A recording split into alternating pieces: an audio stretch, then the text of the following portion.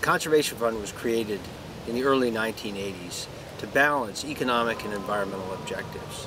No organization in the country felt that way about the balance that the country needed. And the Conservation Fund addresses head-on the needs of communities, businesses, individuals, and of course our natural resources.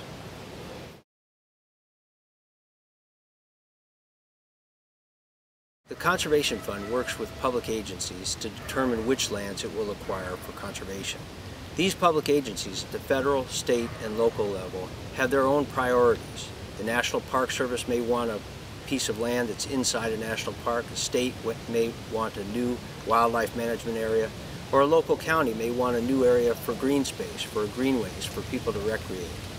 They come to the Conservation Fund and ask us to protect these lands, and we then will acquire them and hold them until we can transfer them to the public agencies. In this way, we're meeting the landowner's needs, we're meeting the taxpayer's needs, and the public agency needs in a very efficient and effective way.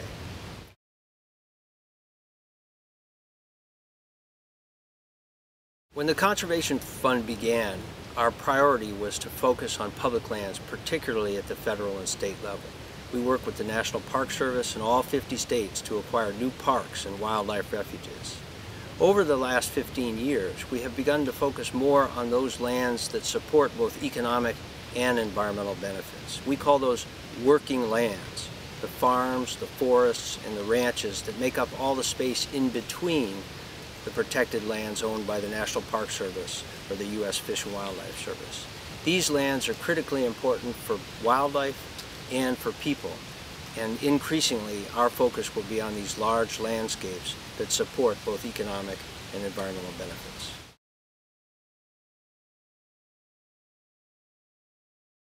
Better than 85% of Americans view themselves as environmentalists, and 75% of all ballot measures all across the country for the last 6 election cycles have supported conservation.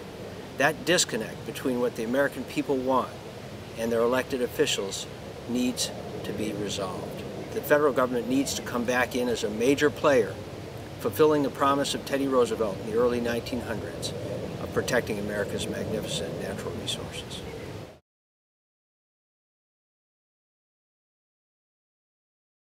Water will be the next great conservation challenge in the United States and across the globe. In certain areas we have too much water, in other areas not enough. Conservation can play an important role in addressing both of those situations, and as the climate changes, we'll need to do a lot more of each. The Conservation Fund, through its Freshwater Institute, is looking at water as both an environmental and an economic asset, making sure that water is available for economic industries such as fish farming, which will help feed the world and alleviate pressure on wild populations, and also looking at forestry as a way of preserving water supply and making sure that that water supply is clean for future generations.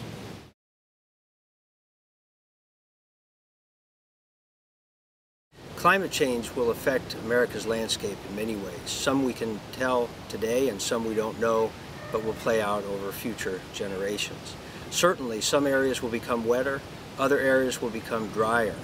As southern climates migrate north, species have to move with them, and we need to make sure that those lands that they need for their survival are available to them.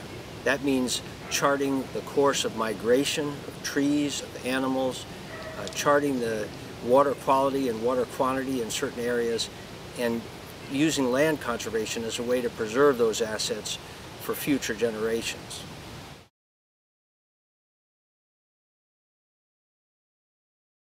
Some examples of where we've worked in urban areas successfully include Atlanta, Milwaukee, Houston, Los Angeles. In each of these cities, we've worked with local citizens to make sure that they understand the importance of green space for the health of their children, their quality of life, and their economic opportunities. In Atlanta, we worked with the Arthur Blank Foundation to identify green space that would be accessible within 10 minutes of every citizen in Atlanta. That park system is now nearly complete, and it's unusual for a city the size of Atlanta to have that kind of access for its citizens. In Houston, which has fewer parks than any major metropolitan area in the country, we're now doing the same thing, helping the metropolitan area understand where parks could be located, how people should get to those parks, and the kind of programming that's important for people to enjoy those resources for future years. In Milwaukee, flooding is a critical issue, and we've worked to acquire land that will buffer the flooding that comes down the Milwaukee River, thereby protecting the downtown area. This effort is supported by the business community and the citizens of Milwaukee because it will help them in the future deal with increased amounts of rainfall that they project will hit the city in years to come.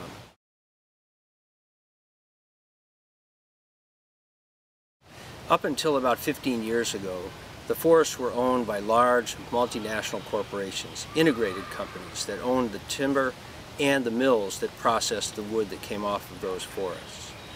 In about 1985, they began selling those assets. Almost 90 million acres of forest were sold. It's the largest private transfer of land in the history of the United States. Today, most of those working forests, those forests that are still harvested, are owned by investors, and they have a different mindset. The Conservation Fund is working with that investor community to try and protect the best of the working forests that remain. This is the greatest land challenge that we face in the country today.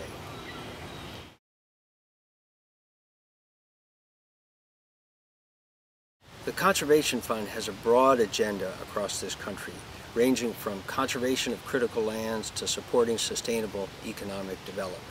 We do this in a number of ways, but we do it through partnerships. We're a relatively small organization, only about 135 employees, but we prefer to work with local, state, and federal organizations to achieve our mission. This keeps our costs low and our program effectiveness very high. And for that, we're recognized nationally as the top environmental group in the country for our effectiveness and our efficiency.